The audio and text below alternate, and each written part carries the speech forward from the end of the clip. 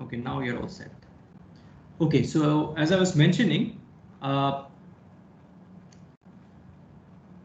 Monday's class, we were discussing this particular geometry, the tetrahedron, and our intention here was to use the principles of mechanics, specifically mechanical equilibrium, to establish some sort of a connection between this traction vector, T vector, and the different components of stresses. Just to very briefly recap, the traction vector is uh, considering this general plane, which is arbitrarily oriented to the 3 coordinate axis. However, when we are talking about the stress components, we are talking about the components of those traction vectors which are considering these individual planes which are respectively perpendicular to the x-axis, the y-axis, and the z-axis. So first of all, this x-axis or this plane represented by this triangle OCB, which is one of the sides of this tetrahedron, and that is perpendicular to the x-axis. Considering that particular plane and the traction on it, which I have not drawn here, I have only drawn the components. So these are the components. Similarly, if we draw the triangle OAC,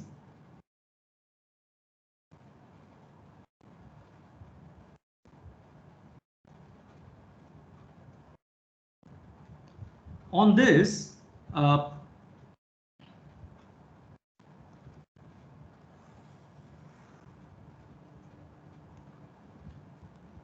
okay, so on this triangle, I will have the stress components. You tell me quickly, what are the stress components here?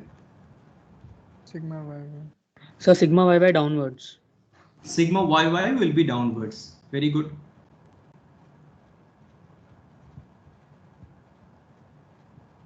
What else? So sigma yx or tau yx towards the negative x-axis.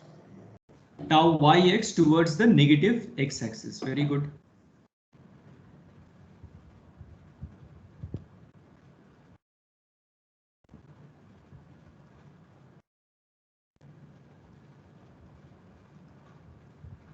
Next.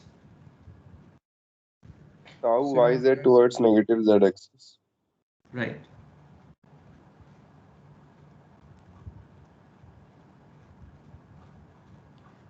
And then we are going to consider this triangle, triangle OBA.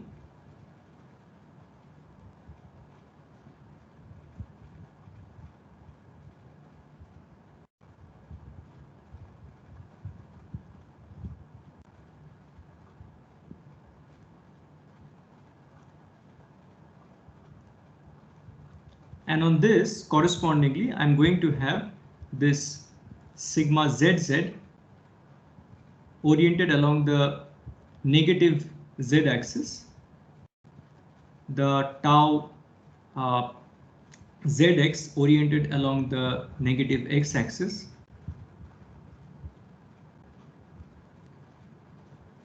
and of course the tau ZY oriented along the negative Y axis. So this is our entire picture. Now what we want to do is to consider the mechanical equilibrium, considering statics of course, along the x-axis, along the y-axis, and along the z-axis. Okay, so first of all, considering the mechanical equilibrium, basically the force balance, so to speak, in the x direction. What should I write? Please be very careful in telling me this. If you can figure this out, you have understood, I mean, the fundamentals almost like 50% you have understood.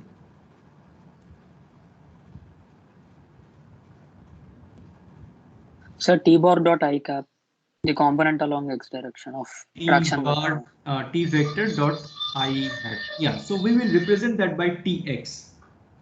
Okay, we'll represent that by Tx. Fine. Okay, so this is something like sigma fx equal to 0. That is what we are going to write. But this should be multiplied with a certain area, right? this Tx should be multiplied with a certain area. Which is that area? ABC area. Yes, it is the triangle ABC. The area of the triangle ABC. Next, considering this triangle OCB, what should be the force in the x direction? Minus sigma xx into area of OBC. Exactly. Next, what else should I consider? Minus tau yx. So minus tau yx into area of OAC. Yes. Tau yx, we are considering this one now. So even though we have considered these three triangles like separated out, that is only for the sake of clearly drawing this diagram. Actually, all of these stress components, they are acting directly on this tetrahedron. Okay, otherwise it will be an extremely cluttered picture. That is why I have drawn in this fashion. So tau yx times triangle OAC. And finally, considering this triangle, it is going to be minus tau zx times the triangle OBA. That is equal to 0. Now, it is very much possible to simplify this equation, noting that triangle OCB is nothing but the x direction projection of the triangle ABC. And when I say it is the projection of the triangle, I mean to say in terms of the area. So the area of the triangle OCB will be the area of the triangle ABC projected along the x direction. So how do you think I should represent the triangle OCB using the area of the triangle ABC? All necessary information is already drawn in this picture. Look carefully. So we will do dot product of n with I cap.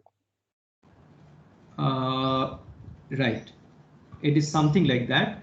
So you understand that this n hat, that is like nx I hat plus ny j hat plus nz k hat. Basically, nx, ny and nz are the direction cosines corresponding to the unit outward normal of this triangle ABC. Okay, which means that this triangle OCB, that is nothing but triangle ABC times the direction cosine along the x direction or corresponding to the x direction. Similarly, the triangle OAC, that is equal to triangle ABC times ny. And finally, the triangle OAB or OBA, that is equal to triangle ABC times nz. Now, if we substitute all these three things back here, what we are going to obtain is Tx minus sigma xx nx minus tau yx. In fact, I can write this as, I can take this to the right hand side, plus tau yx ny plus tau zx nz. Because in all of these terms, the triangle ABC is going to be common. So we are basically utilizing these three things here. So this is the first equation that we obtain by considering sigma fx equal to 0. Similarly, if we are going to consider sigma fy equal to 0 and sigma fz equal to 0, we are similarly going to end up with two other equations.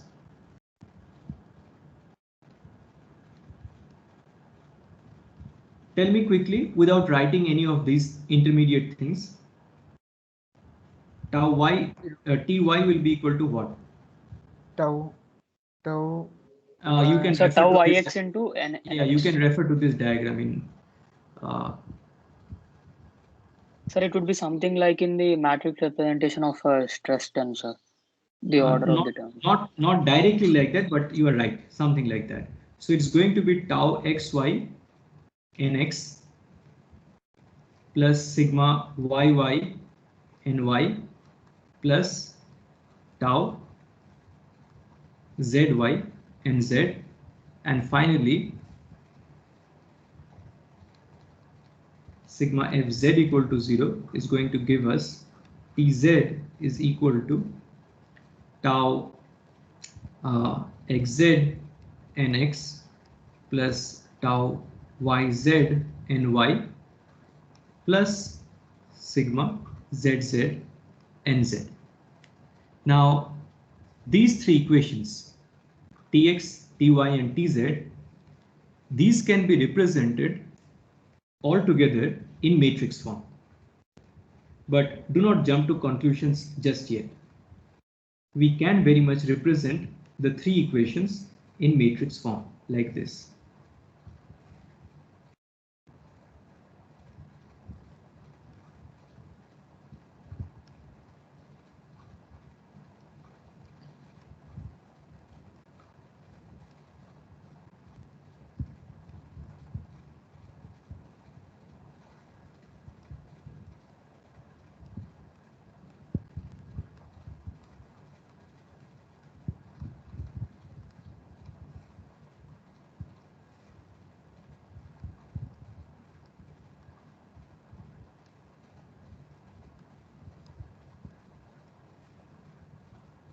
So this is a very simple step going from these three equations to this matrix equation. Now, you please note that in the earlier chapters and in our earlier discussions starting from basic engineering mechanics, we have repeatedly mentioned that tau yx is equal to tau xy, tau zx is equal to tau xz, tau zy is equal to tau yz. Despite that, I am distinguishing between them in a very pedantic fashion. Okay, and you will, I mean, there is a certain importance and significance to it. You will appreciate it as you grow older. Right now, just watch what is happening here. It won't make any difference if I write it otherwise, but I do not want to hide behind this mathematical convenience. Okay, so writing tau xy is equal to tau yx is very much a mathematical convenience at this point. I do not want to hide behind that. I want to keep things as they are turning out. Now let's go back a few slides and take a look at, I think I may have written this. So you see, this is the stress tensor matrix or the matrix representation of the stress tensor. And you see here, it is the sigma xx, tau xy, tau xz, all these things. This is what we had referred to as the stress tensor. Okay, you please note how the subscripts are appearing. In the first one, you have the x in the first position. In the second row, you have the y in the first position. And in the third row, you have the z in the first position. Unlike this stress tensor, the one that we have just obtained, the matrix representation that we have just obtained, here in the first row, the x is appearing in the second subscript. The y is appearing in the second row in the second subscript, and the z in the third row is appearing in the second subscript. So if we had represent that original stress tensor in the matrix form by that thing, then this must be what of that? Transpose. This is the transpose of that. All right. So what we are going to write this equivalently is that this is the matrix representation, this tx, ty, tz column matrix. This is the matrix representation of the traction vector. This thing. This entire thing is the transpose of the stress tensor, represented by this superscript T, and this thing, this column matrix nx, ny and nz, it represents the matrix representation of the unit outward normal to the plane on which we are considering this traction vector. Now this particular equation is of tremendous importance, not just for this for this mechanics of solids course. This is important even for fluid mechanics. This is also going to be increasingly important as you go to the higher classes. Okay, it's not that it is going to turn up in every course, but behind or in the background of many of the things you are going to learn, this is going to be there.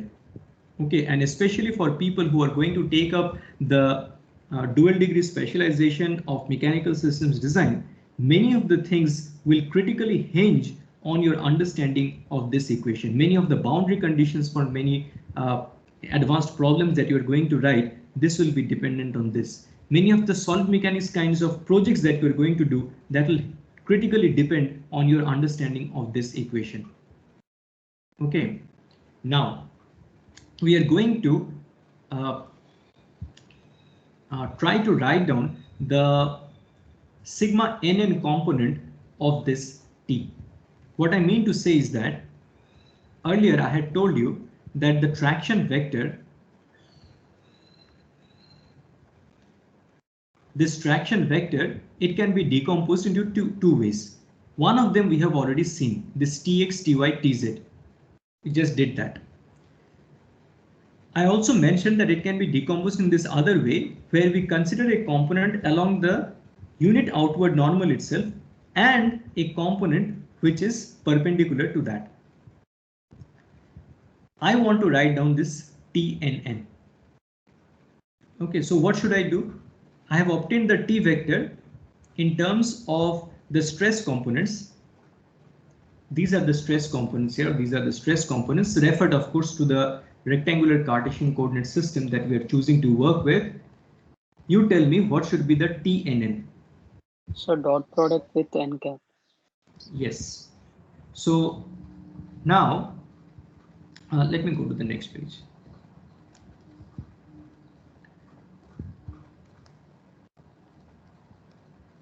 The Tnn, okay, is the component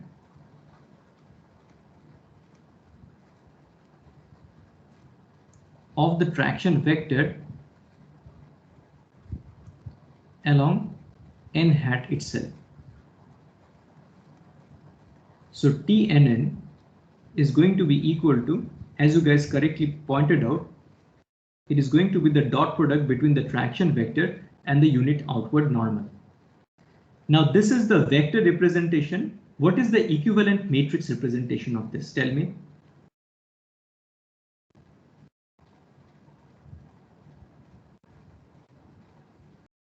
Tijmj. So 1/3 matrix of nx, ny, and nz. Please say that again. So we need to multiply that vector of t bar. I mean that matrix of t bar with 1/3 matrix. 1/3 matrix. Tijmj. No, I'm just saying. So you see, this is the T vector, this is the N vector. Okay, so this is what? This is basically Tx I hat plus Ty j hat plus Tz, sorry, Tz k hat dotted with Nx I hat plus Ny j hat plus Nz k hat. This is the simple thing, and you are going to obtain from this Tx Nx plus Ty Ny plus Tz Nz. That is all there is to it. What I'm saying is that you know all of these things even from your high school days. But what is the equivalent matrix representation of this thing? Meaning that I know individually that the matrix representation of the T vector is this thing. And separately, the matrix representation of the N vector is this thing, where I write down the components in the different rows. How do I connect these two column matrices so that I obtain this result? Sir, N transpose T. N transpose T or T transpose N? Either one will work. So T transpose N. Either one will work. Okay, you can check for yourself. Either N transpose T or T transpose N. Okay, so I prefer this way, T transpose N. So this is perfectly equivalent to the matrix representation of T transpose of that multiplied by this thing. Please note that you cannot directly multiply these two column matrices, because for matrix multiplication you need to have the number of columns equal to the number of rows. Okay, the number of columns of the first one should be equal to the number of rows of the second one. That is why we need to do this transpose. All right, now just go to the previous slide and notice what we have obtained. This T matrix is equal to sigma transpose n. So I can substitute it back here. So this thing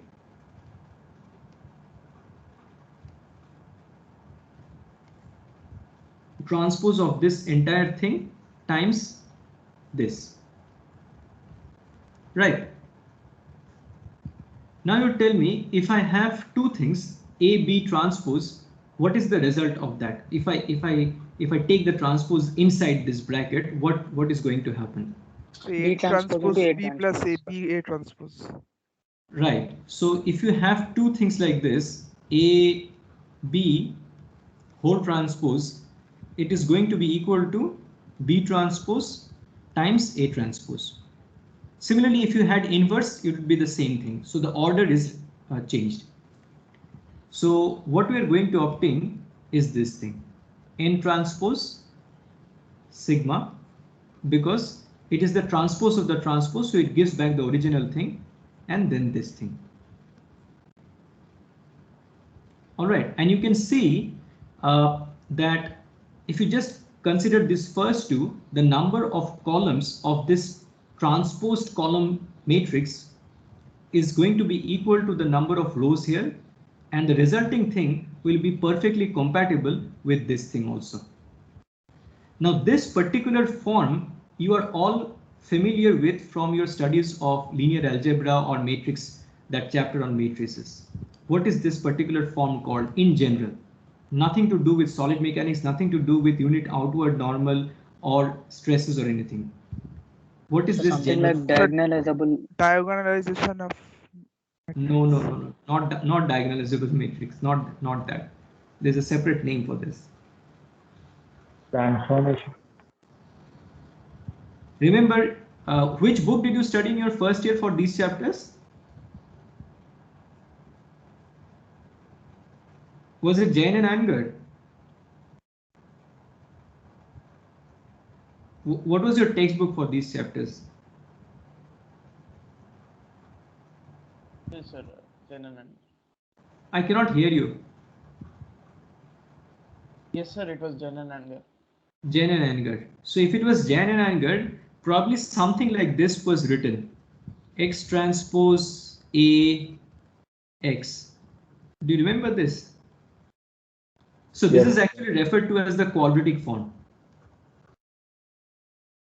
Okay, in general, nothing to do with solid mechanics. Okay, whenever you have this kind of a vector transpose matrix with the same vector, this is referred to as the quadratic form. You can go and check. Okay, so tell me, this is a vector. This is a matrix.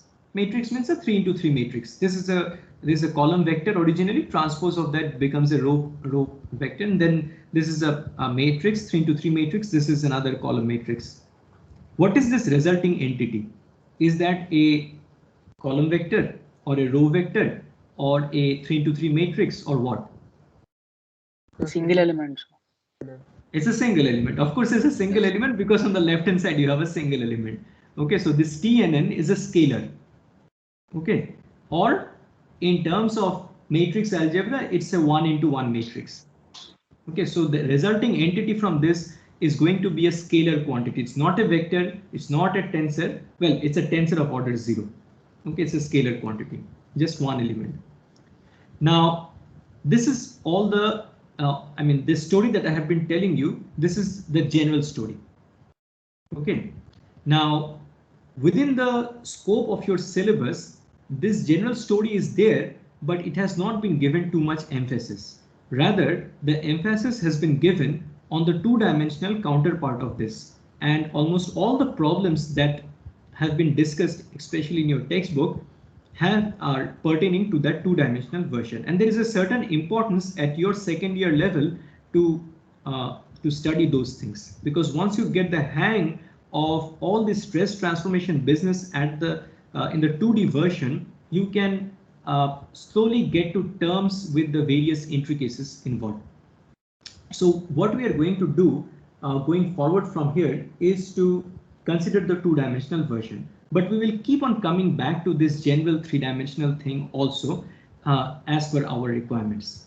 Okay, because my experience is that people who are good in mathematics, good in linear algebra, at least have had a good official preparation, you are in a better position to appreciate these things first from a general perspective and then specialize to this specific two-dimensional geometry thing.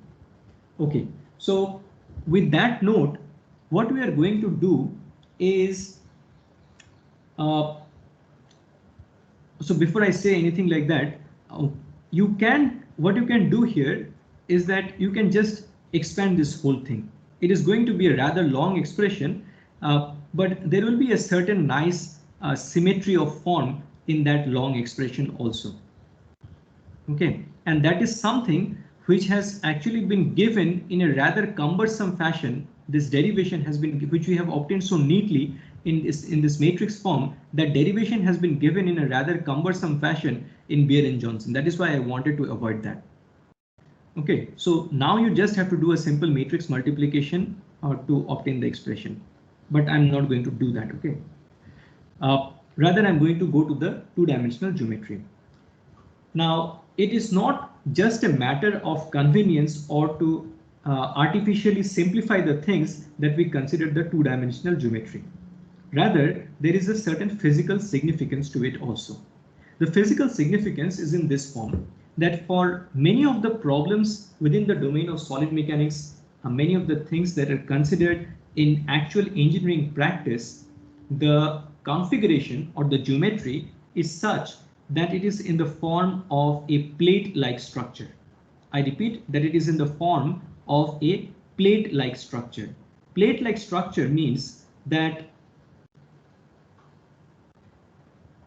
in general, it will have a shape like this, some arbitrary periphery, and then there will be a certain thickness to it, which is rather thin.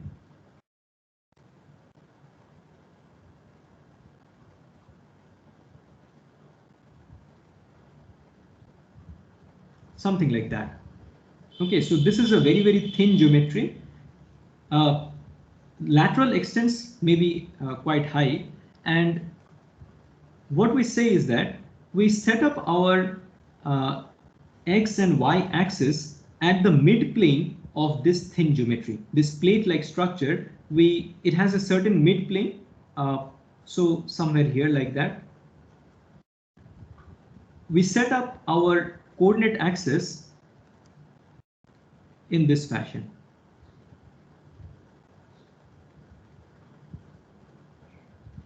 Please note that this x and this y, it is not lying on the top surface of this, rather it is lying at this mid plane. Okay, so it is beneath this top surface but above the bottom surface, and of course the z direction is like this. Now this is not just the end of the description with this thin geometry, rather there is an extra thing which is mentioned along with this thin geometry for the considerations of importance here, and that is the kind of loading that this thin geometry is subjected to is in this fashion, where the various forces, they are acting in this xy plane. Okay, all the forces that are acting on it, they are on this xy plane. They are not pointing downward into this thing, certainly. Okay, so whenever this kind of a situation arises, this is referred to as a plane stress condition. Of course, there are some more mathematical things to be considered here, and you will learn those things when you study chapters, courses on elasticity theory. But for now, it is enough to understand that whenever the geometry is very thin and the loading is taking place in the plane, in the same plane where the lateral extents are, this situation will be a plane stress. Now, in this situation, what happens is that your sigma zz is going to be equal to tau zy is going to be equal to tau zx is going to be equal to 0. So this is the most important thing associated with plane stresses, which means that your stress matrix is going to look like this. Sigma xx tau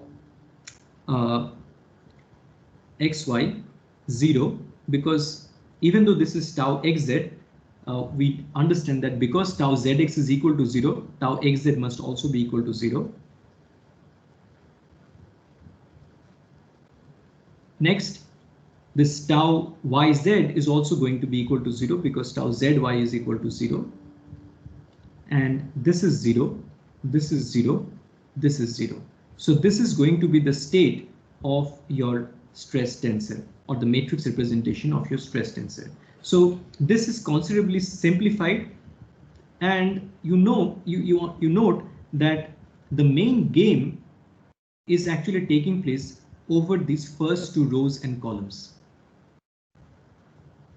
Okay, so when we are interested in addressing problems which can be categorized under this condition of plane stress, it is enough for us to consider just the first two rows and the first two columns from the original stress matrix. We don't have to keep on considering these things which are anyway 0. So up to this point, I hope it is quite clear, because I'm covering a lot of ground, actually, a lot of important ground up to this point. So please tell me if there is anything which I should repeat or clarify, because the subsequent steps will involve quite a bit of algebra. You all will understand that, definitely, no doubt. But the conceptual things which I have mentioned till now, is there any problem with that? Please tell me. Sir, so here we assumed tau zy is equal to tau yz. No, it is only because it is equal to 0. Okay, if they are not equal to 0, they are not even plane stress condition. So if it is just that sigma zz equal to tau zy, just I'm talking about, I mean, if coincidentally it just so happens that sigma zz equal to tau zy and nothing else, you cannot claim that that is a plane stress condition. Okay, or similarly tau zy equal to tau zx, you cannot claim that that is a plane stress condition. That's just a coincidence. It is happening like that. Okay, they all have to be necessarily be equal to 0.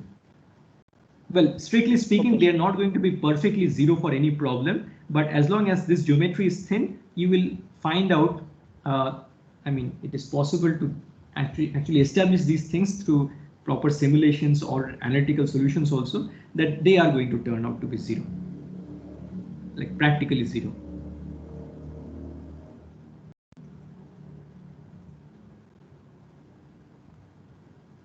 Okay, if you don't have any questions at this point, yeah, maybe you will have later on as you review these things on your own. We can come back to your doubts. You can also post in the discussion channel always.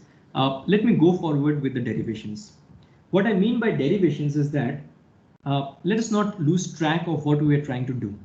We were trying to obtain an expression for the TNN, and we have obtained an expression for the Tn in this very general form which I have referred to as a quadratic form, but I still don't have an expression in my hand which will be useful for solving problems directly.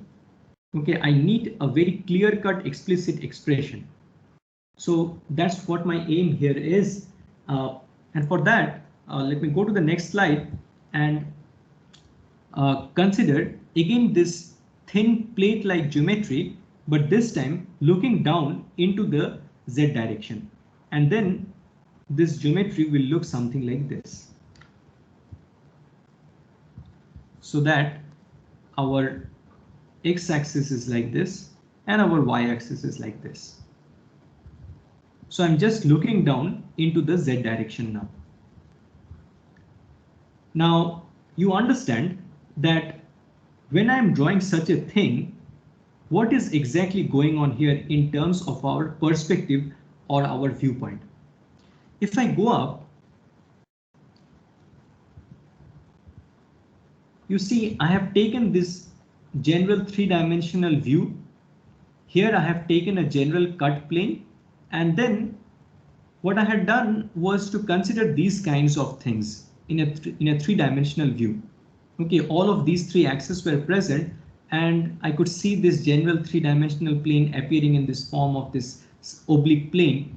But now when I'm considering this thing, looking down into the Z direction, if I now want to say that I want to consider a general plane which will neither be perpendicular to the x-axis nor be perpendicular to the y-axis, how will it turn up here?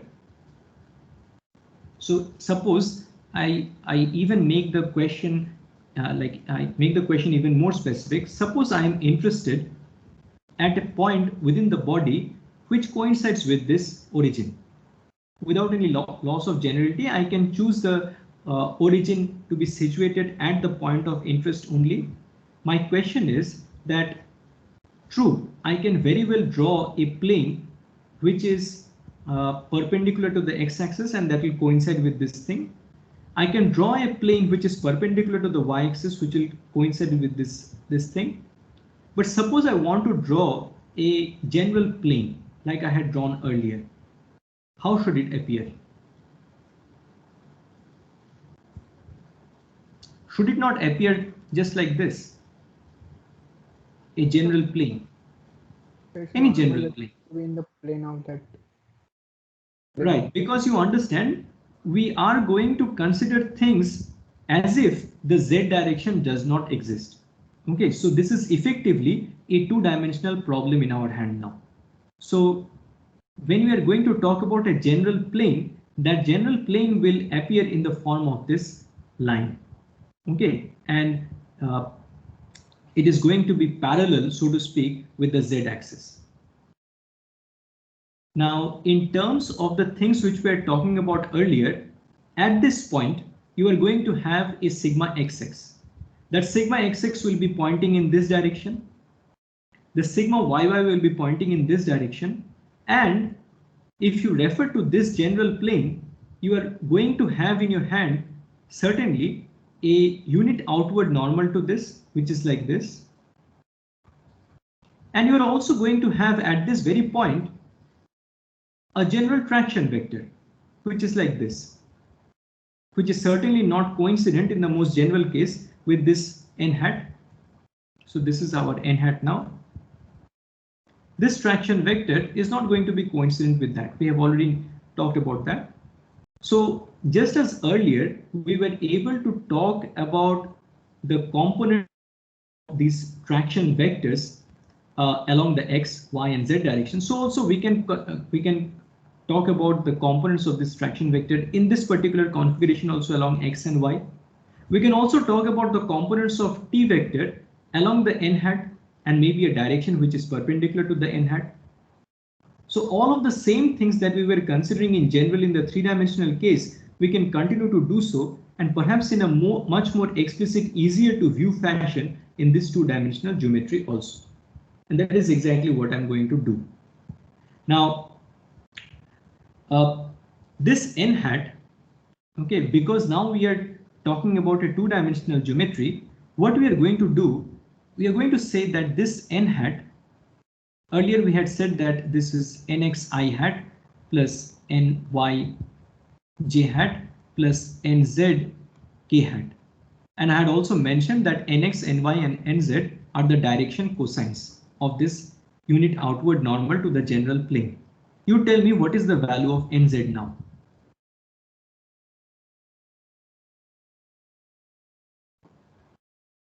So since it is in the plane of xy, it will be 0. Because cos 90 degrees is 0. The angle that the unit outward normal is making with the z axis is 90 degrees. So the direction cosine value will be cos of 90 degrees, and that is equal to 0. So this nz is equal to cos 90 degrees, that is equal to 0. So effectively our n hat is nx I hat plus ny j hat. Now this is just a fancy way of writing the two components of the unit outward normal in a much more easier, more familiar fashion, which you have been doing all along since your high school physics days. What is that?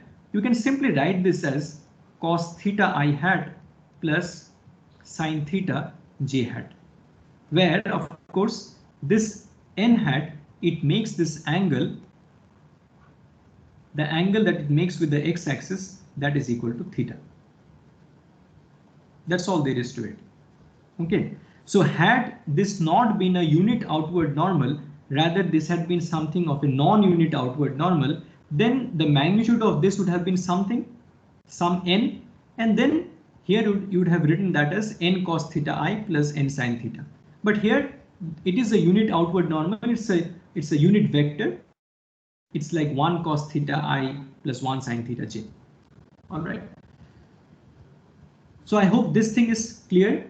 So if this is clear, and I'm guessing this is clear to everyone, so we can actually go back to these things that we had written earlier and try to extract as much information as possible from this diagram. Okay, first of all, what we are going to do is write down the expression for the TNN. That is the component of the t vector along the n direction. Okay, so the expression for this was n hat transpose sigma n hat. So tell me what I should write here.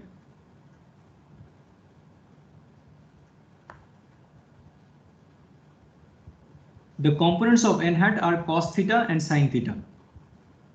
So please note that n hat matrix is going to be equal to cos theta sin theta, like this, which means the transpose of this is going to be cos theta sin theta, but in a row matrix form. Sigma is just sigma xx tau xy. And from now on, I am going to utilize this thing, that tau xy is equal to tau yx.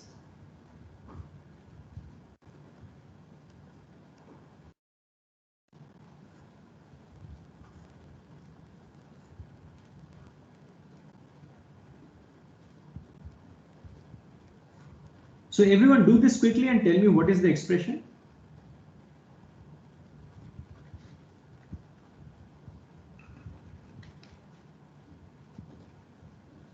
Do this multiplication quickly and tell me what is the expression.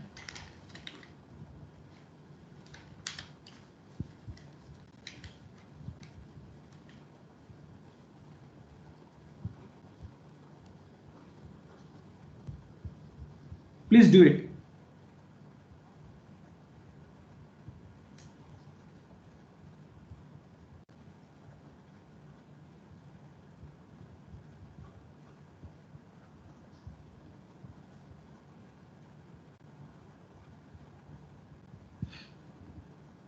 So you first so sigma multiply xx into cos square theta.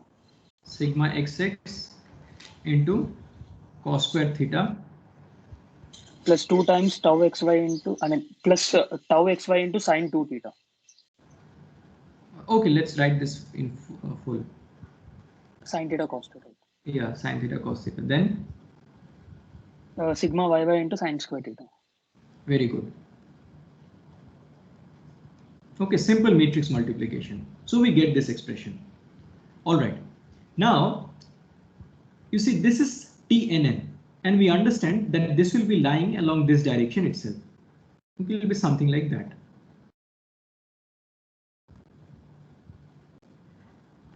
Now, try to think of this diagram in a slightly different fashion.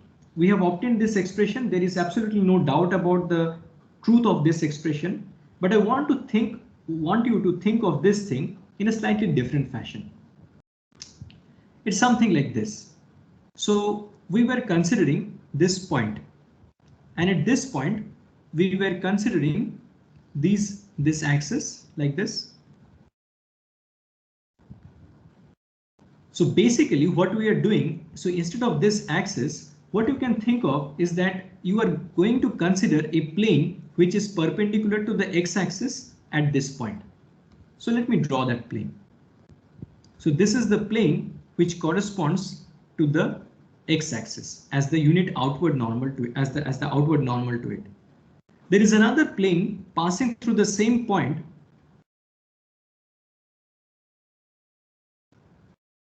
and there was this third plane, the general arbitrary plane that we had chosen to work with, the unit outward normal to which was the n hat. So we are considering three different planes here. Now earlier in the three-dimensional version, we had considered the same type of thing. Okay, we had considered the same type of thing when we considered that tetrahedron. Okay. My question is, what is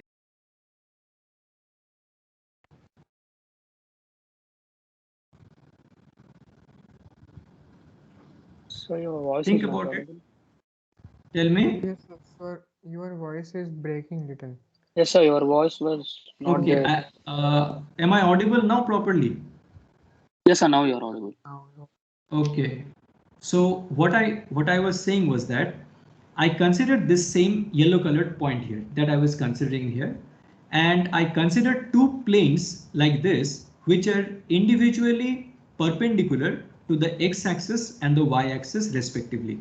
This plane is perpendicular to the y-axis, this plane is perpendicular to the x-axis, and I've also considered this plane which is perpendicular to the unit outward normal, the n, the general arbitrary plane.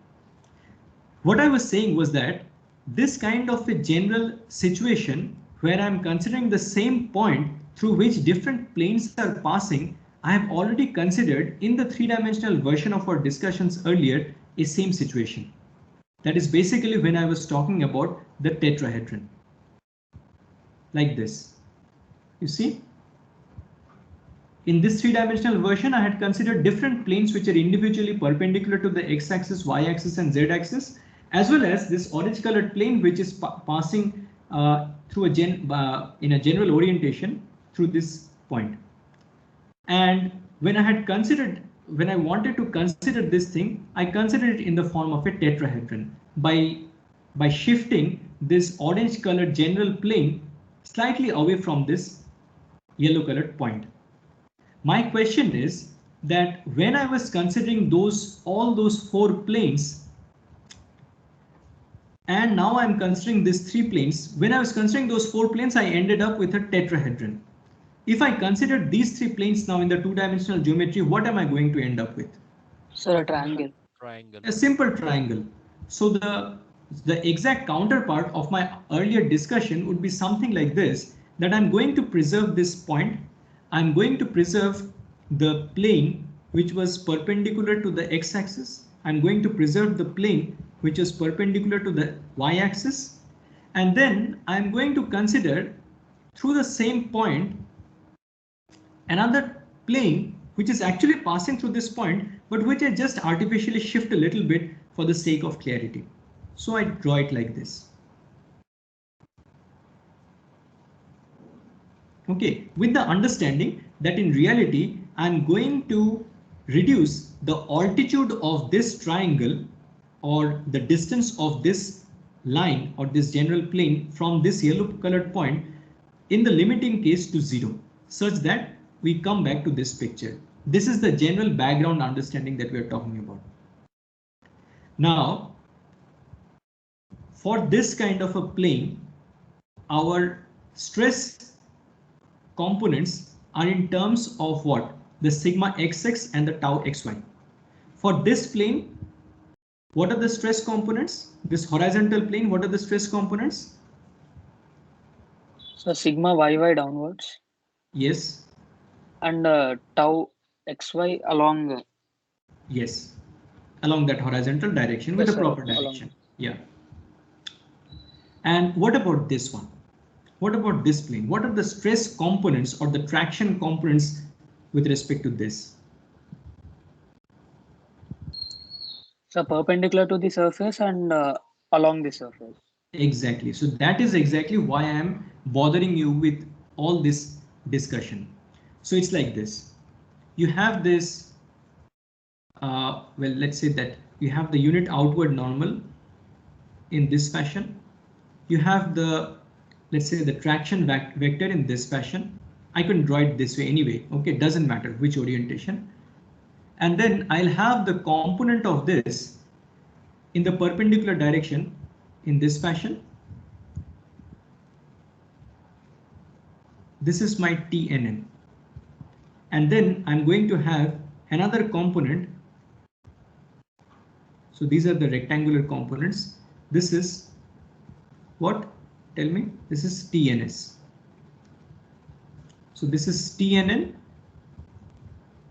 This is TNS. So this earlier expression that I had obtained, this TNN, that is corresponding to this thing. But now you note, as I was telling you, we want to look at it from a different perspective. It is something like this, that suppose we again consider this point and we consider a very small element, a stress element around this. Okay, so you are familiar with this stress element from your basic engineering mechanics. But anyway, I'm just going to repeat it, that this is our sigma xx, this is our tau xy, this is sigma yy, this is tau yx equal to tau xy, and all its brothers and sisters on the other edges. This is what happens when you take the edges around a point to be perpendicular to the actual coordinate axis. But suppose you consider the edges not to be perpendicular to these things. So let me copy this thing out and go to the next one.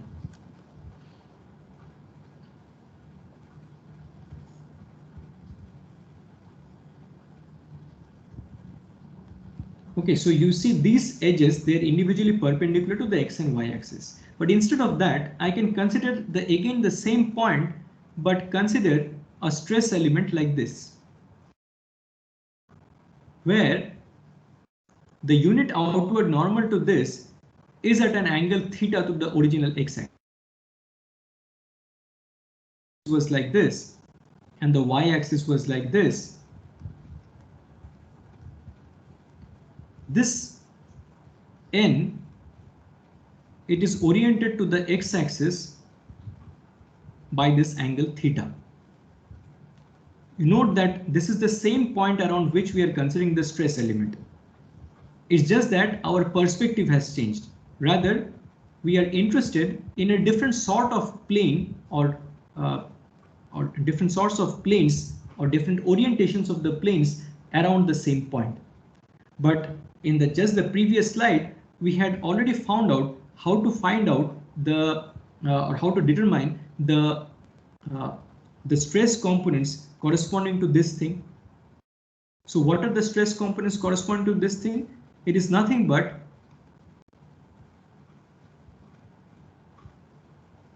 sigma nn. This first subscript represents the unit outward normal to the plane under consideration. The unit outward normal is along n, so the first subscript is n. The direction of the stress component is also along n. So as per all our previous discussions, the way that I have written these two subscripts n and n, that is perfectly consistent. The other stress component, that is going to be like sigma ns. Now you note that this sigma nn is exactly equivalent to what we were earlier referring to as the TNN. This sigma ns is exactly equivalent to what we were earlier referring to as our TNS. So the expression for TNN that we have earlier obtained from our perspective of obtaining the component of the traction vector, I'm repeating, our earlier perspective was that TNN is the n direction component of the traction vector. But from this different perspective that we are now looking at the same picture, it happens to be the n direction stress component for the same material point under consideration for which we have written this sigma xx, sigma, all these things. Okay, so basically what we have obtained through this thing, this TNN, is just a recipe. Okay, it is just a recipe for obtaining stress transformations. So it's like this. In the language of Beer and Johnson, it is something like this, that you consider first of all a point, and then you consider a stress element like this. And this stress element is going to have all these things, just like I had drawn earlier.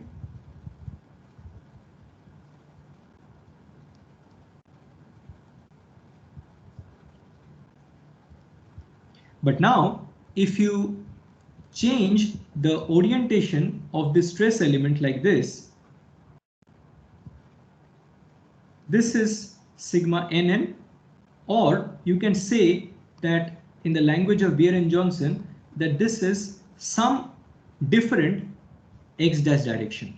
Okay, this is some different x dash direction, along which you have sigma x dash, and you are going to have something like tau x dash y dash. You are going to have something like tau x dash, this is tau y dash x dash, and then you are going to have this sigma y dash y dash. Okay, same material point under consideration, just a different orientation of the stress element, and you have different stress components.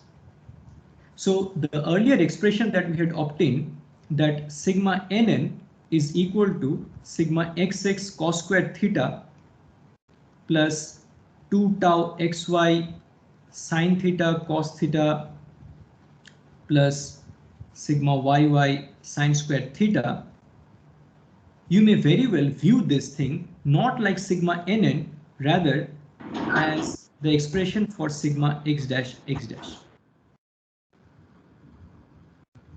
Okay, so when you have the same point but you have different orientations of the stress elements around it, you are going to obtain a different expression for the sigma x dash, and it is connected to the original stress components via this relation.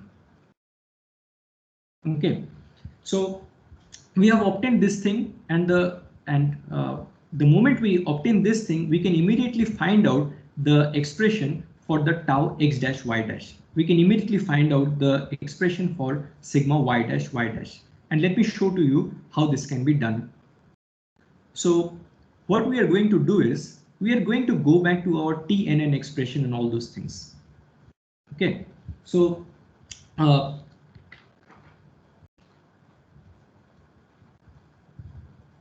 remember that we had started out from here.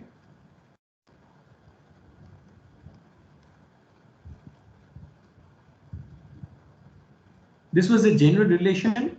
Does it matter 2D, 3D? We have this thing. In the two-dimensional case, what we are obtaining is from here we can write this as sigma transpose n. So this is going to be equal to sigma xx cos theta tau xy sine theta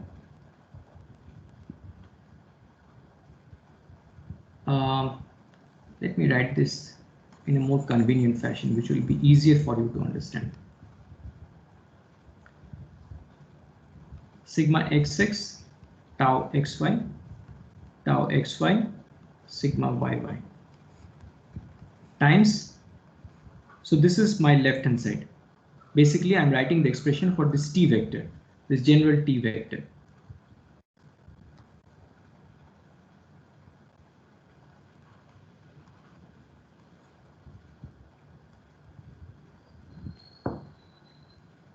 Next, I have this TNN. Well, TNN, I'll just keep it like this.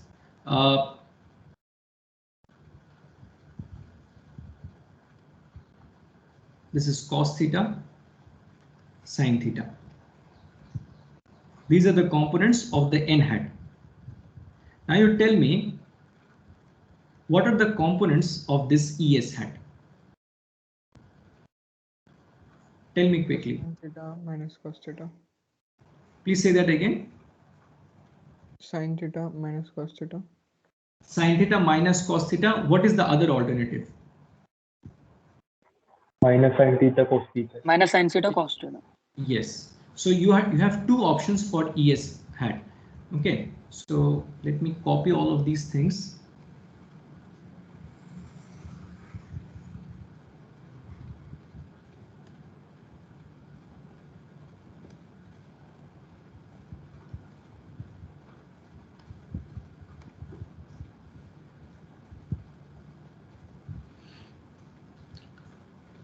What I'm saying here is that your es hat, that is going to be equal to minus sine theta cos theta, or it's going to be sine theta minus cos theta. Now what I want you to think is that your orientation is like this for the plane. This is your x direction, this is your y direction. And I want you to consider the es vector to be oriented in this upward slanting fashion. So for this upward slanting fashion, this one is going to be the correct one. This one. Okay, and you can immediately understand why that is so, because this one is going to have a negative x component. That is going to be this minus sine theta, and the y component will be this upward thing. If you take this second option, sine theta cos theta, that would correspond to the es vector like this. I don't want to consider this. I want to consider the upward slanting thing. Okay, so this is going to be minus sine theta cos theta. Now, basically, these are two algebraic equations. So what are these two things? So this is sigma xx cos theta plus tau xy sine theta is equal to tnn cos theta minus tns sine theta. And then you have tau xy cos theta plus sigma yy sine theta is equal to tnn sine theta plus tns cos theta.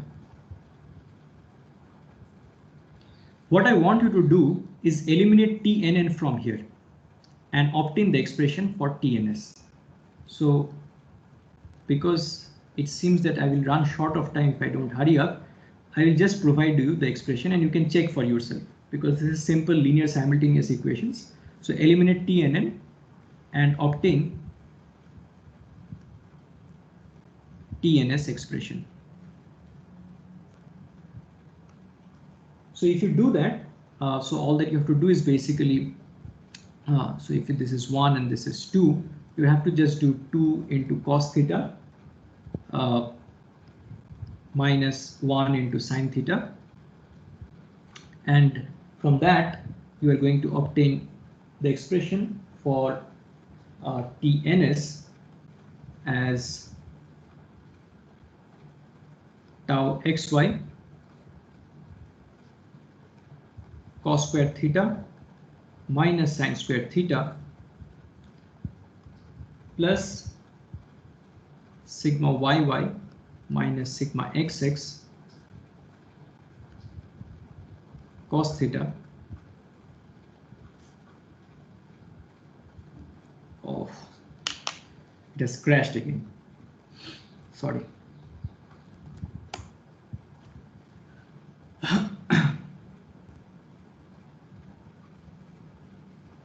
So let me see if it is all right. Yeah, it's fine.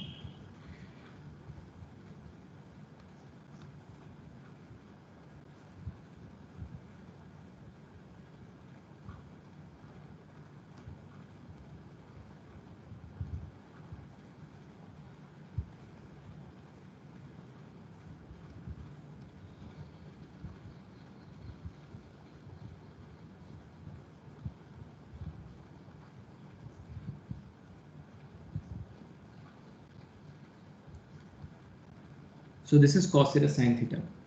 All right. So just like before, we had changed our perspective and said that this sigma nn or tnn, it gives us an expression for this sigma x dash x dash. In a similar fashion, this tau x dash y dash that we were talking about, this upward slanting thing, this TNS expression that we have just obtained, okay, that is corresponding to the tau x dash y dash. So in summary, this is what we have. First of all, we have this expression. So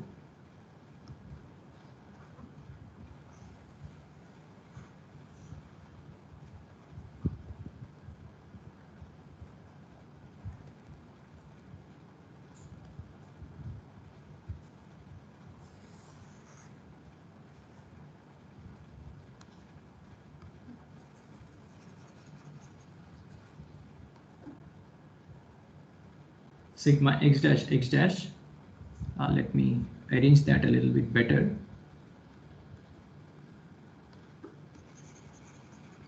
And just now what I have obtained is this thing. I'll copy that also.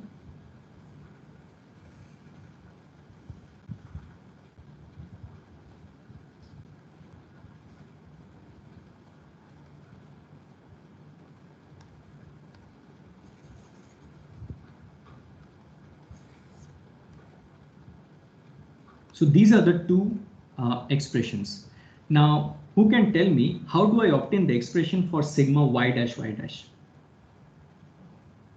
You look at this diagram. You look at this diagram and note that sigma y dash is here. We have already obtained the expression for sigma x dash x dash. This is the clue. So sigma x dash was obtained by noting that this x dash direction, which was equivalent to the n direction, that was oriented to the original x direction by an angle theta. So you obtain this sigma x dash x dash. So for this sigma y dash, what do I have to do in order to utilize this sigma x dash expression? So theta versus theta plus pi by 2, like that. Please say that again slightly louder. Instead of theta, we should put theta plus pi by 2, like that. Yes, yes. Okay, so for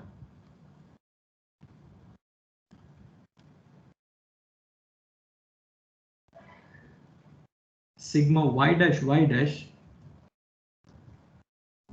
just replace theta by theta plus 90 degrees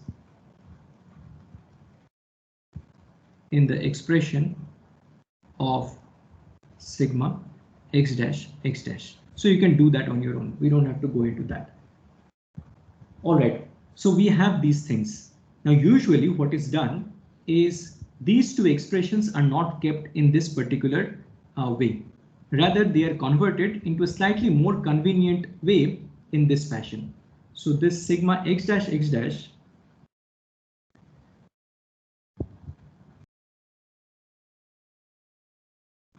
this cos square theta is written in terms of cos 2 theta.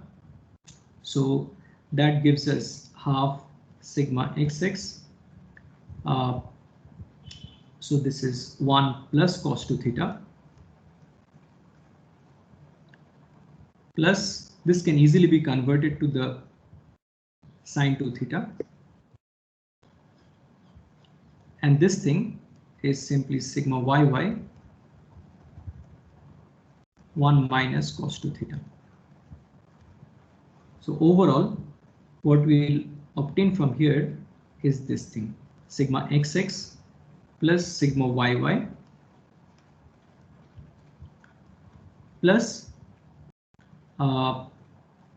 this is half sigma xx minus sigma yy cos 2 theta plus tau xy sin 2 theta.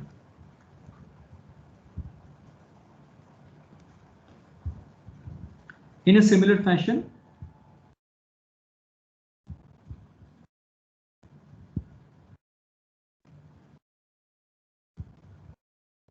the tau x dash y dash can also be converted into a slightly more manageable expression in terms of the 2 theta. So this is directly tau xy cos 2 theta. And the second one, this is minus half sigma xx minus sigma yy sine 2 theta. So you can almost detect a nice symmetry shaping up in the expressions of the sigma x dash and tau x dash y dash. If you are a little bit more observant, you can almost detect that these two expressions of sigma x dash and tau x dash y dash, they are nothing but the parametric representations of a circle. It may not be obvious to everyone, so let me try to just to reorient these expressions slightly so that it will become obvious to everyone. So what we are going to do is we're going to take up these two expressions, and let's go to the next slide. This is a rather fun exercise and it is quite insightful.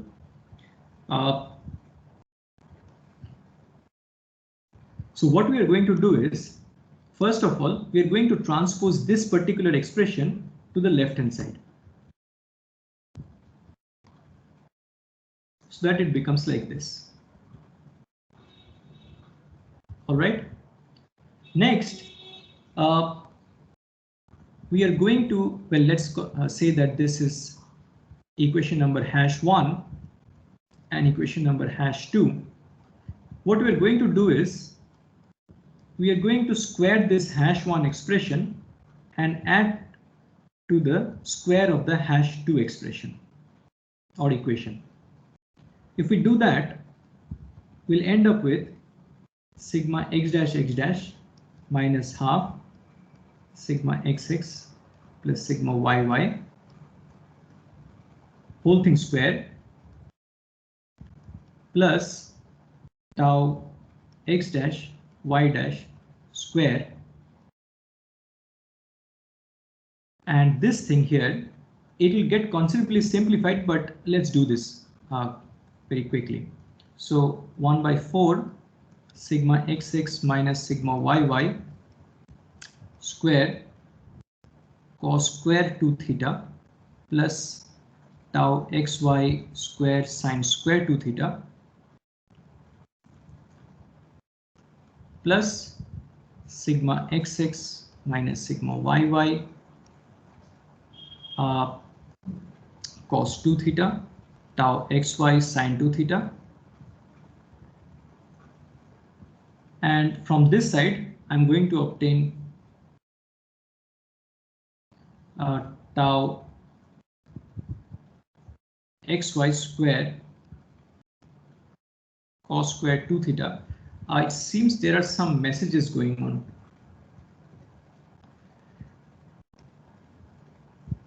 Let me check.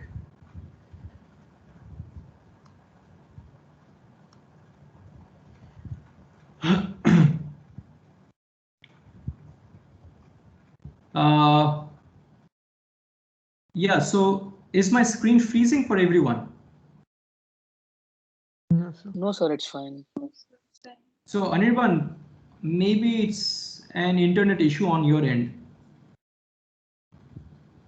Okay, in any case, I am recording it here, so if there is any issue with the MS Teams recording, I have a backup thing going on also. So hopefully everything will be all right. Okay, so let me continue this derivation. So I'm squaring this #2 expression also, the right hand side of it.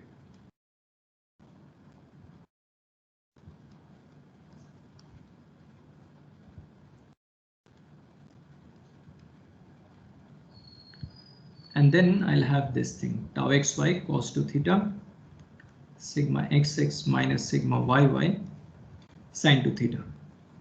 So many of the things will get considerably simplified. First of all, note that this third expression and this sixth expression, they get cancelled out.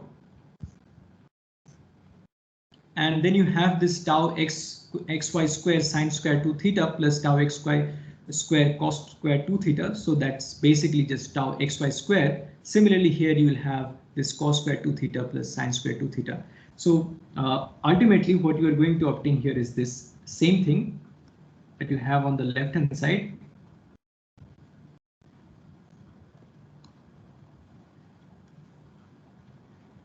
So ultimately, when you are going to start writing on blackboards again, I am going to miss this copy paste business a little bit.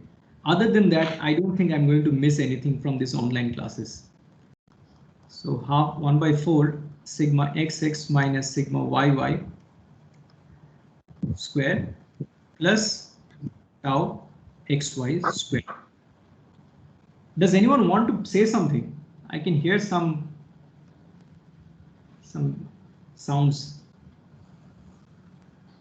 So again, I'm going to copy this thing in a very lazy way and go to the next slide to complete the derivation.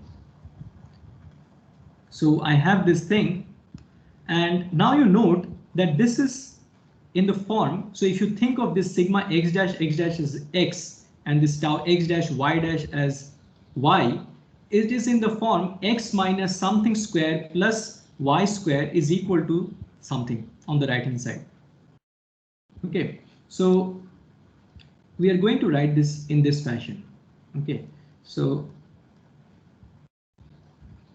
this is like the average of sigma xx and sigma yy, half of sigma xx plus sigma yy. So we call that sigma average. Plus tau x dash y dash square. And this thing, this entire thing, we will call as r square, where we note where sigma average is equal to half of sigma xx plus sigma yy, and r is equal to square root of sigma xx minus sigma yy by 2 whole square plus tau xy square.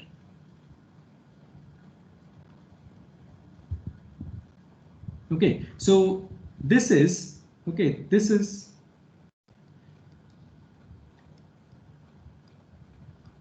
in the form of a circle. Very nice.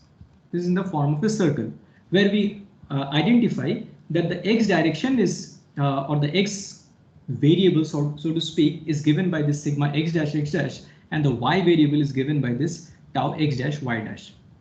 And since it is in the form of a circle, let's draw this circle.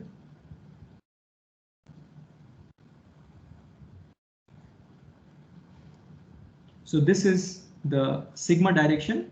This is the tau direction. I'm not writing this subscripts. Okay. So and I have this circle.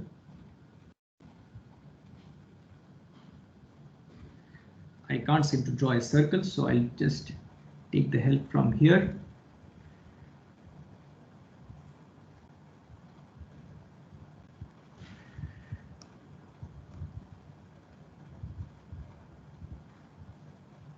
Okay, that's not so bad. Now you tell me the various important points within this circle. First of all, what is the center of this circle? Which point is this? Center. Sigma average comma 0. Very good. Sigma average comma 0.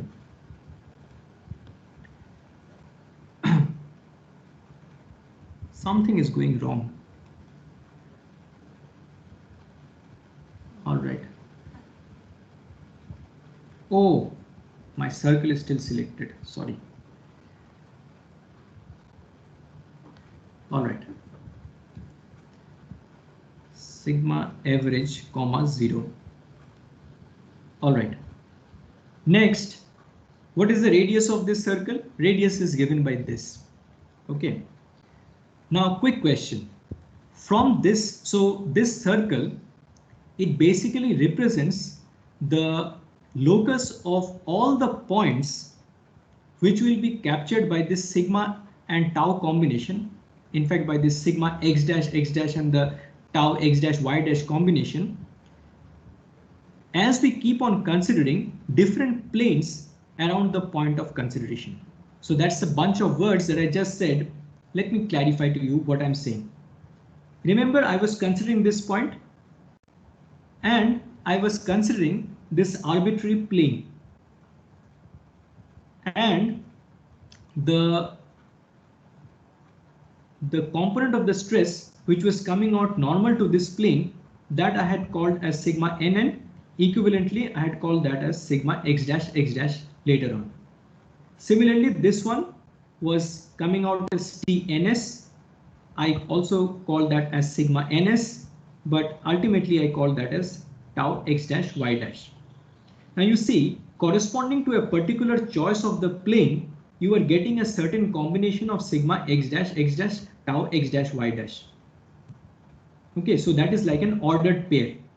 Sigma x dash comma tau x dash y dash. That is like an ordered pair.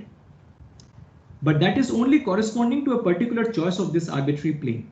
Suppose we had taken a slightly different orientation of the arbitrary plane, then you would have obtained another combination of this ordered pair, sigma x dash tau x dash y dash.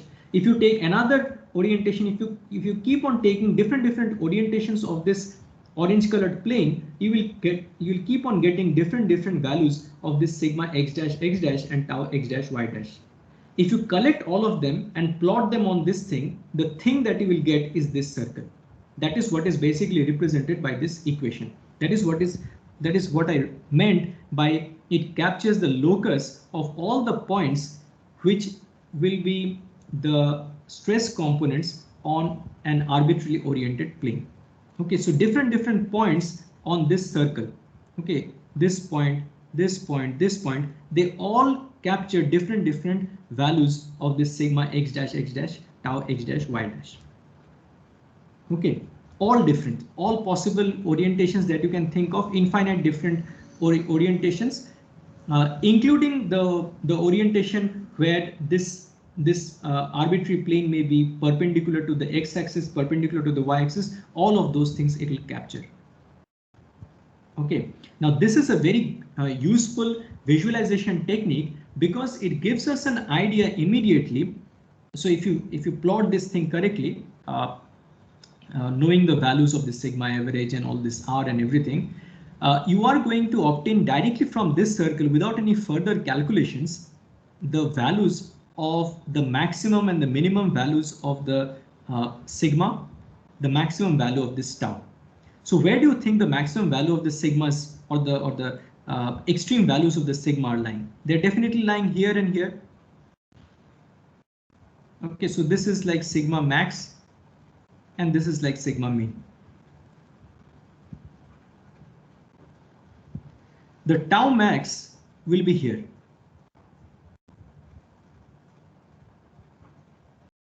Please do not say that this is tau min. Okay, as far as the shear stresses are concerned, as I had mentioned earlier, the sign of them doesn't matter except for understanding which direction they're oriented. But in terms of the material behavior and for design calculations, it is only the shear stress value or the magnitude which matters. Okay, so this is the tau max value. What is the so looking at all this information present on this slide, can you tell me what is the value of this tau max? R. It is equal to R. Yeah, this same R. What is the value of this sigma max? Sigma average plus R. Sigma Yes. average plus R. Very good. Sigma average plus R. This sigma mean is equal to sigma average minus R. Very easy.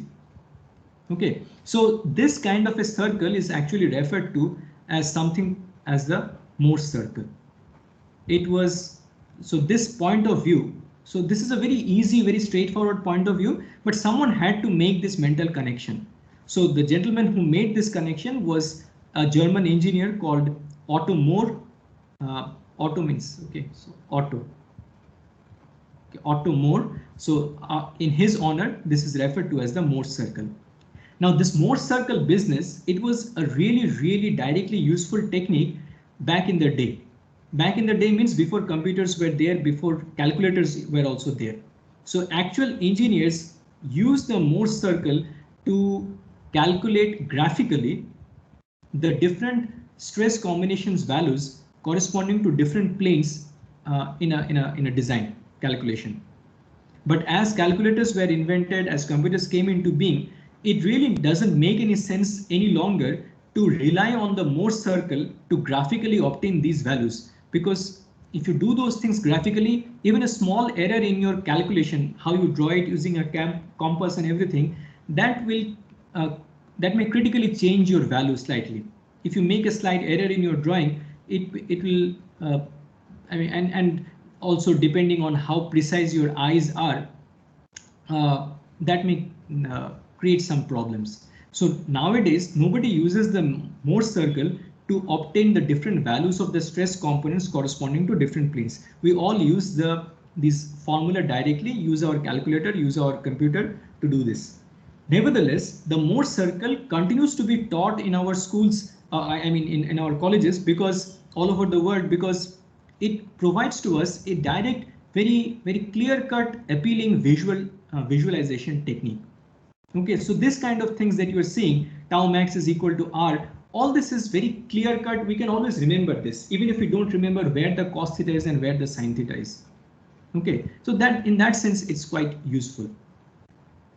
All right, so with this in mind, it's time now to go to the next very important topic of discussion, which is the principal stresses.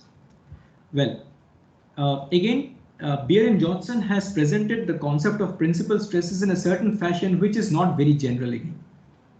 Okay, I mean the things are there, but but as a second year student, when you read it, you will not be able to extract the correct information out of it.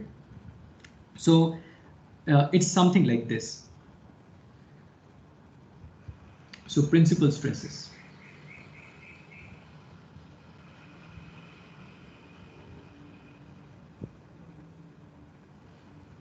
So time and again we have been referring to this point through which this arbitrary plane is passing, and we have said that in the most general case, the unit outward normal to it will be like this, and the traction vector will be like this, not generally oriented along n hat.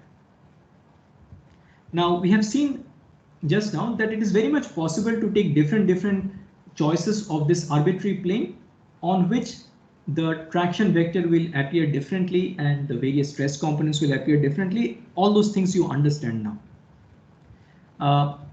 But there will be a very special choice of this arbitrary plane such that this traction vector will not be like this. Rather, it will be in such a fashion that this traction vector will coincide with this unit outward normal.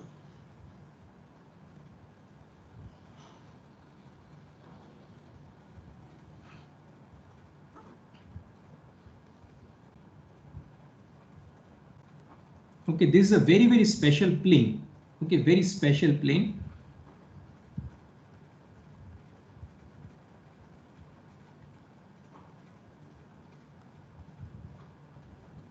Where the t vector is parallel to the n hat. Okay, so this is our t vector, which means that the t vector, earlier we were writing this as tnn n hat plus tns es hat. This tns component corresponding to this very special plane, this is 0. Okay, so we say as the general definition of principal stresses is that the principal stresses are the stress components corresponding to the traction vector on such a plane where the traction vector is parallel to the n hat, or equivalently we say that the principal stresses are the stress components of the traction vector on such a plane where the shear component of the traction vector is 0. Either one of these definitions.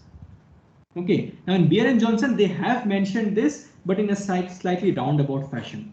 Now, it just so happens Okay, and you can slowly try to wrap your head around it, that when this thing happens, you can understand that because the entire magnitude of the t vector is contributed along the n hat itself. I repeat, because the entire contribution of the t vector is along the n hat, it means that for this particular very special plane, the tnn magnitude will be the maximum. Okay, so on those planes where the tns component is equal to 0, naturally you will understand that the tnn component will be the maximum. Okay, the question now is that how can we find out expressions for this tnn? So what we have just now written down, that is only what we are going to use to obtain our expression for tnn. So usually what is done is, we, in order to clearly write this thing, we just say that tnn is equal to sigma. Okay, or somebody can say that this is like sigma p for principal stress. So if you want, you can write this sigma p. I think this is better, sigma p. Okay, so as before, we are going to write this t vector, again considering our all this two-dimensional thing only. We are going to write this as sigma xx, tau xy, sigma yy. Then we have cos theta, sin theta. Mind you, this cos theta and the sin theta that we are now writing, this is the theta depicting the orientation of this very special plane on which the TNS is going to be 0. This is not a general theta. So if you want, you can probably write this as theta p. That will probably make more sense.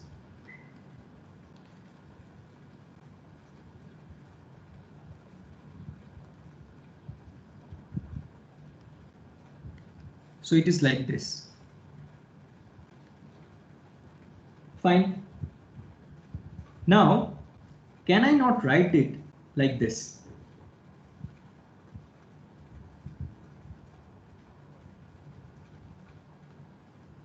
The same equation that I had written in the previous line, can I not write it like this?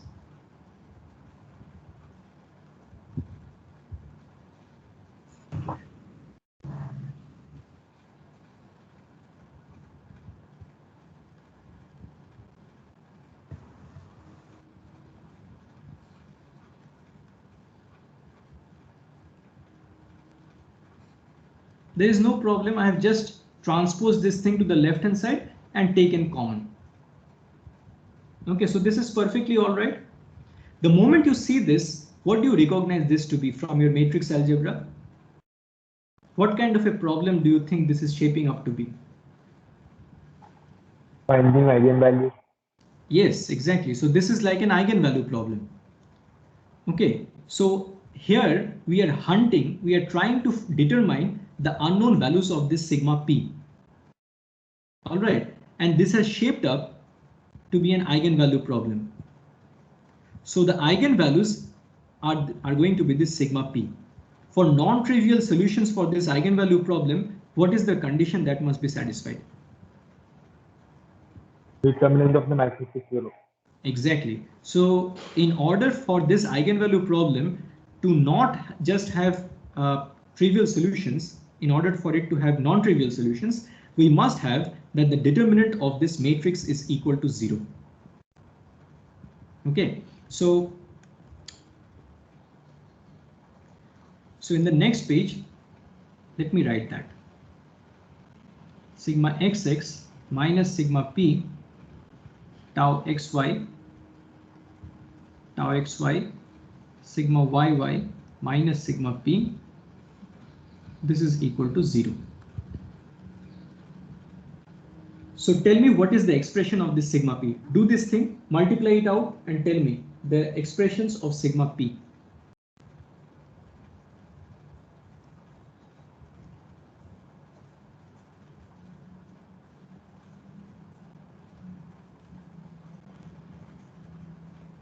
I'll give you 10 seconds more.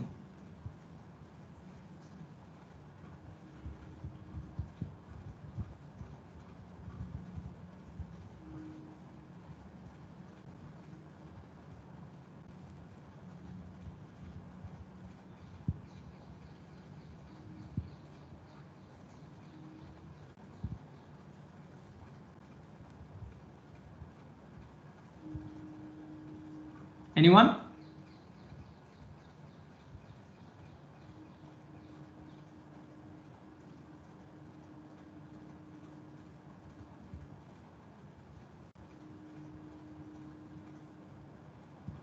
You just have to solve a quadratic equation.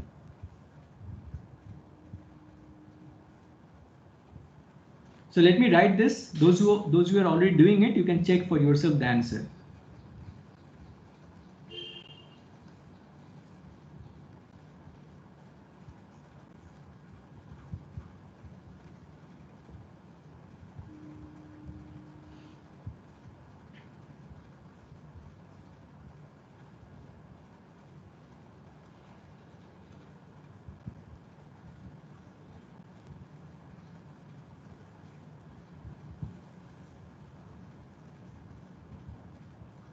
So you can check for yourself if this is correct or not.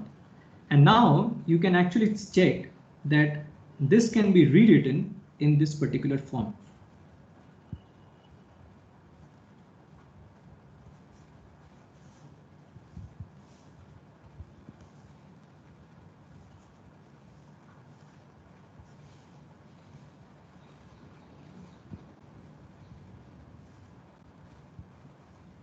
So now you identify that this is actually the R that we had mentioned earlier, referring to the Mohr circle, and this is the sigma average. And we had written earlier that sigma max and the sigma mean, if you refer to this diagram, sigma max is equal to sigma average plus R and sigma mean is equal to sigma average minus R. So you see that is exactly what we are obtaining for the two values of the principal stresses. This is sigma average plus minus R. And it makes sense because while discussing this, I had told you that corresponding to this very special plane where TNS is equal to 0, the component of this principal stress or the sigma P that we are going to obtain, that is going to be the like the maximum value of this normal stress. Okay, that is going to be the maximum value of the normal stress, this TNN value. So of all the different possible TNN values that you can obtain corresponding to different planes, the one corresponding to this principal stresses that will have the highest value. And you can actually check for yourself that that is indeed happening. So from a visualization of this Mohr circle, you were obtaining that sigma max and sigma mean were like this, and like they were extreme values. And here also the principal stresses are giving these extreme values. It's not just the maximum values, the extreme values. Okay, so sigma average plus minus R. This is about the values of this principal stresses. But what about the orientations? We have very conveniently bypassed this thing. Okay, so of course the orientations can be obtained from a consideration of the eigenvectors of the problem, but you don't have to go about the usual route of doing the eigen or determining the eigenvector business. Okay, we can do it in a slightly simpler fashion because of the two-dimensional nature of this problem. So let me show that to you quickly. So what I'll do is I'll copy just this part here.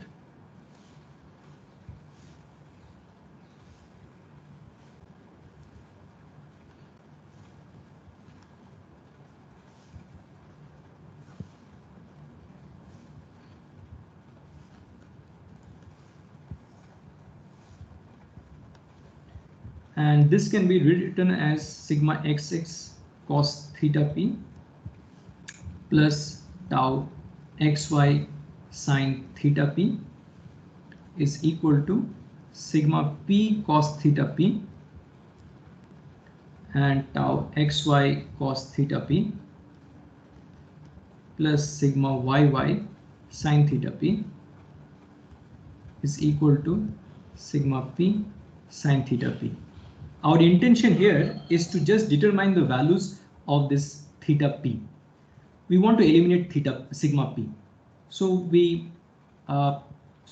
let's call this as #3 and #4.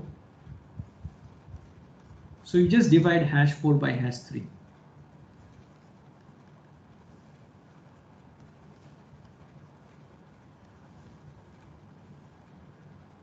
So this is tau xy cos theta p plus sigma yy sin theta p divided by sigma xx cos theta p plus tau xy sine theta p. That is equal to tan theta p.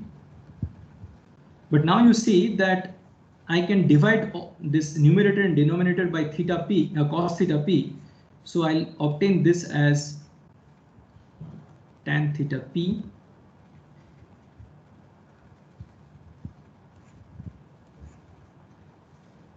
like that.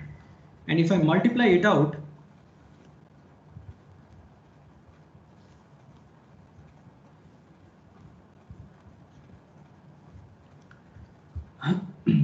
I'm going to obtain as tau xy plus sigma yy tan theta p is equal to sigma xx tan theta p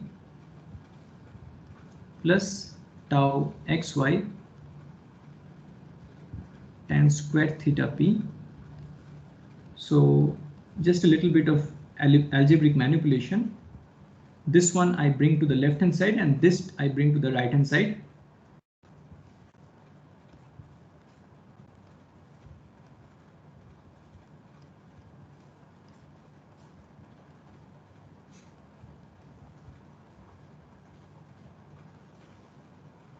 So that I will obtain tan theta p divided by 1 minus tan square theta p is equal to tau xy divided by sigma xx minus sigma yy. And now, just like earlier, I had converted everything, all those cos square theta, sine square theta, sine theta, cos theta in terms of the twice of those angles. I can just do a clever trick here. I can put a 2 here. I can put a 2 here. No harm done. And this I identify as nothing but tan twice theta p. That is equal to 2 times tau xy divided by sigma xx minus sigma yy. Now this is an extremely useful formula because it gives us a recipe for determining the orientations of those planes on which the principal stresses will be occurring given some values of this sigma xx, sigma yy and tau xy. You'll see that this formula will be directly applicable in many of the problems. You please note that this expression will be valid for 2 values of this thing. So it will be valid for twice theta p. It will also be valid for twice theta p plus 180 degrees.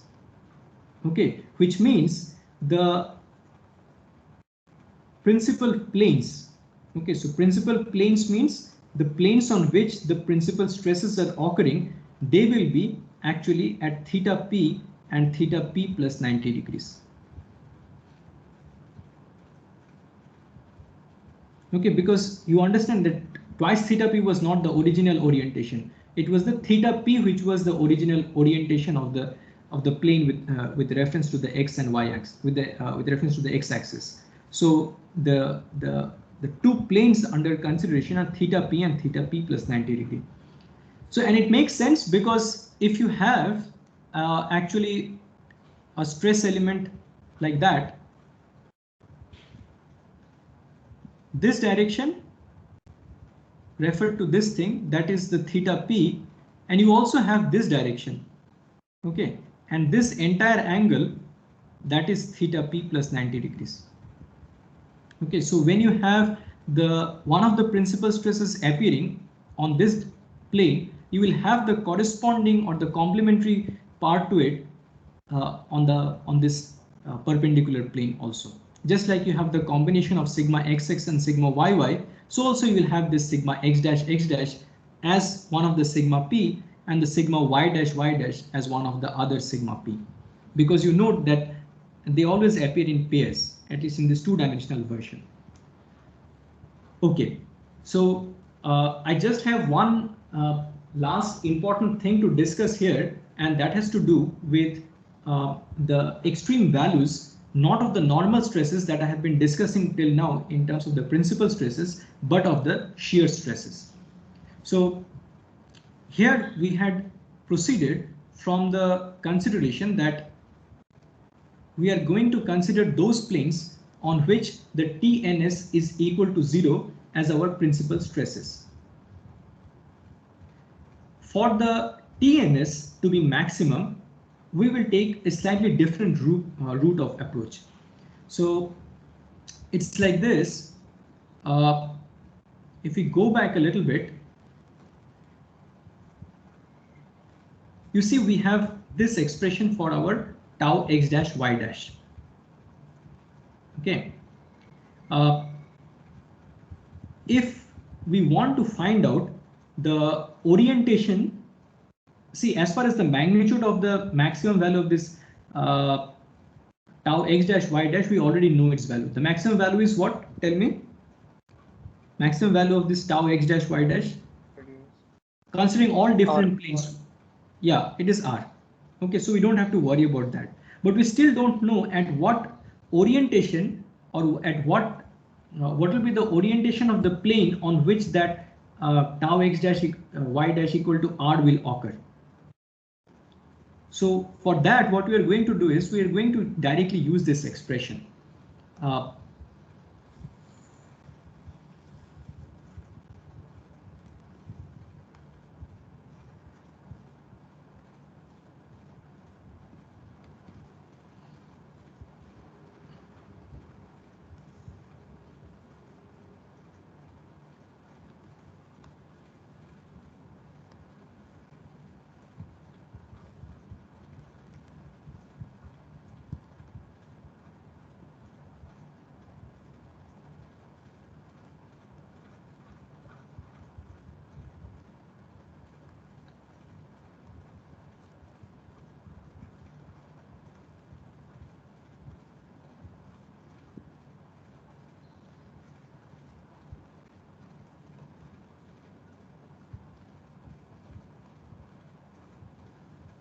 So this will be for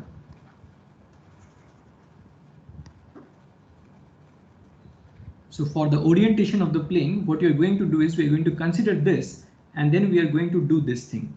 Tau x dash y dash d theta, that should be equal to 0.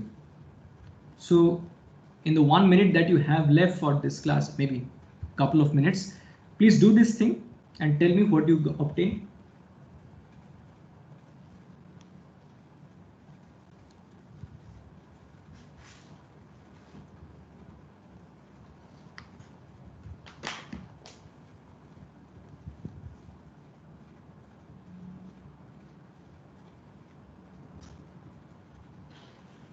What do you obtain for the value of theta? Express in terms of tan 2 theta. So sigma yy minus sigma xx upon tau x. Tan 2 theta is equal to sigma yy minus sigma xx divided by 2 tau x. 2 tau xy. Very good. Yes, that is the thing. So if this orientation is given by theta s, this will be our theta s. Okay, so this theta is equal to theta s. I shouldn't write like that. This is tan 2 theta s. Now you note that earlier we had obtained tan 2 theta p is equal to what? 2 tau x. 2 tau xy by sigma xx minus sigma yy.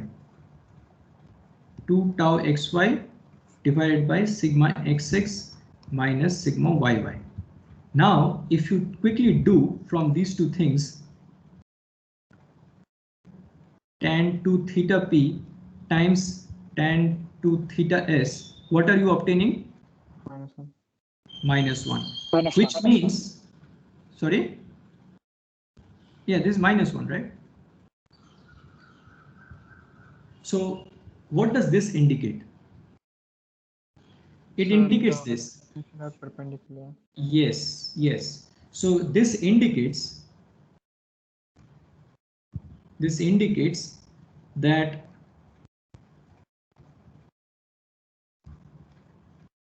the planes on which the maximum or on which the principal stresses occur and the ones on which the max tau occur are at an angle of what? Tell me, at an angle of what? To each other. So the planes on which the principal stresses are occurring, they are given by this theta p, and the planes on which the maximum shear stresses are occurring, they are given by this theta s. And you're obtaining this relation that the tan of the twice of those angles, they are given by this -1. So it's something like this, that the magnitude of twice theta p minus twice theta s is equal to 90 degrees, which means the magnitude of theta p minus theta s is equal to 45 degrees. This is very, very important to understand. Okay, and there can be some very interesting physical questions associated with this, or physical points associated with this 45-degree business, which I will mention in the next class, and this will be extremely important also while solving problems. I've almost run out of time here. You tell me in the 1 minute or so that I have left. Do you have any questions which I can probably try to resolve in the next class, and while solving some problems? I have a doubt, sir. So as Yes. we did for finding maximum value of Please tau, speak a little bit louder. so am I audible now? Yes, yes. So for finding the maximum value of tau x1 dash y dash, so we are differentiating here. So Yes. similarly, can we not do for tau x dash, means sigma x dash? Absolutely, you can do. And so, You and one can more do, thing. and you will get the same answer as long as in your problems you have this equality valid. Tau xy is equal to tau yx. Okay, so we have said na, that this is always valid. Tau xy is equal to tau yx is valid. So as long as that is true, you are always going to obtain the situation that the principal stresses are the same as the maximum stresses. But there is one situation where this is not going to be valid, and that is where tau xy is not equal to tau yx. And believe me, you will have certain materials which are certainly beyond the scope of this syllabus. In fact, in none of the mechanical engineering courses that we have here, we have you teaching those things. But do understand it exists. There are certain kinds of magnetic materials where there are certain body couples for which tau xy is not equal to tau yx. But it's just for general knowledge. Okay, for all your situations, you will have those things. So principal stresses are always going to be the maximum stresses. All right, tell me. And some other thing is that, so actually for finding the maximum value of sigma nn, we are supposed to do sigma ns equal to tau ns equal to 0. Yes. So sir, from directly tau ns equal to 0, can we not find that theta? We did that only. No, we used the same set of equations.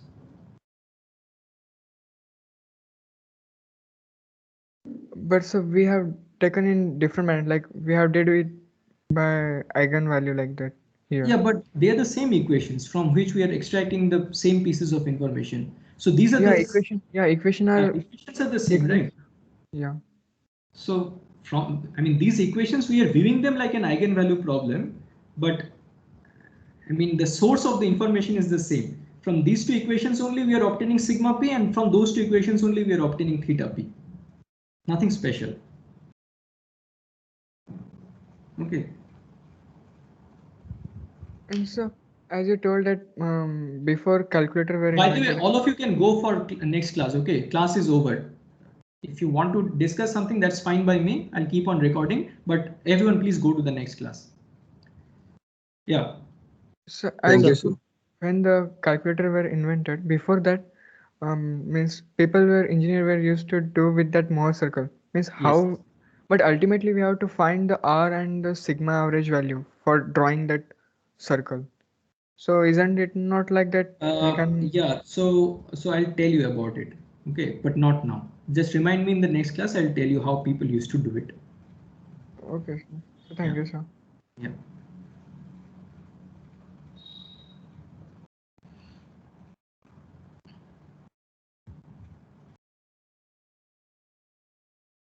Thank you, sir. Yeah. Please go to the next class. Okay, it's already 2 minutes past 10.